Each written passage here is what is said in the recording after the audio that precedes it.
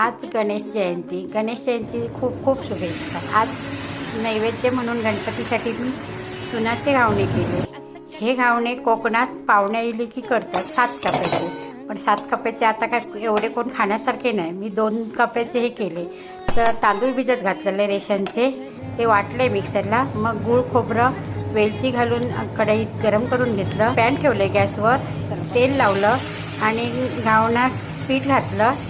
जसं ते उचला गेलं तसं अर्ध्या बाजू खोबरं घातलं आणि तप परतून घेतले। परत अर्ध्या बाजू परत पीठ घातला घावण्याचा आणि परत खोबरा भरला की तो परत दुसऱ्या बाजून परतलो। असं 2 बाजूनच मी केलं। खरं तरी 7 कप्प्याचं घावणं करतात खास जावयासाठी। असे मोठे पाहुणे आले की कोकणात आणि त्याचं स्वागत करतात, नाश्ता हे करतात। तर मी आज केले गणपतीसाठी। तर माझं व्हिडिओ आवडलो असेल तर लाईक करा, शेअर करा आणि सबस्क्राईब करा।